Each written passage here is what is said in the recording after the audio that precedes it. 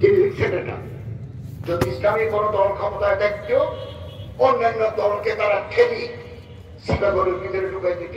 তারা হক, ওরা না হক। ওরা আকিদাওয়ালা, ওদের আকিদা সহি নয়।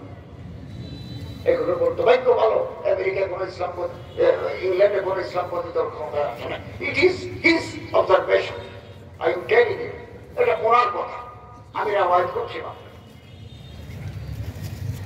সম্মানিত হাজিরিন, আমরা যাকাত দেব, আমাদের সম্পত্তিকে আমরা খুব পরিচ্ছন্ন করবো, পরিষ্কার করবো, সম্পত্তি বাড়বে। আপনি দিয়ে দেখেন 24 সালে হিসাব করে দেখেন কত টাকা আছে। 1 বছর যাবত প্রাইভেট কারের উপরে কোনো যাকাত নাই।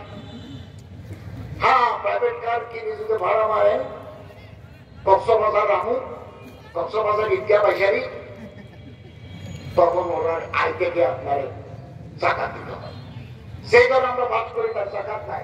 এখানে বড় বড় আলেমরা আছেন কক্সবাজারে, হযরত মুফতি কেবায়তুল্লাহ সাহেব আছেন, মুফতি মুহসিন শরীফ সাহেব আছেন, মওলানা মুসলিম সাহেব হুজুর আছেন, শহরের উপর অনেক বড় বড় ওলামায়ে কেরাম আছেন, জুলামা আছেন এখানে। তাদের কাছ থেকে মাসাইল আপনারা জেনে নেবেন।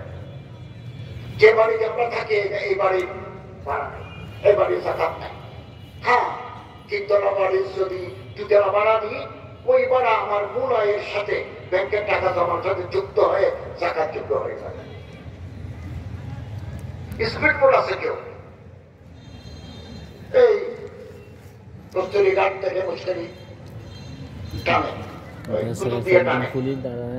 এটা যদি কারো ব্যক্তিগত থাকে, আমি এখন উঁচু ওখানে যাবো, এটা ভাড়া না। কিন্তু এটা যদি বাসিন্দার টানে, এই আয়ের উপরে যাকাত দিতে হবে। যাকাত যদি ঠিক মতো বিতরণ হয়,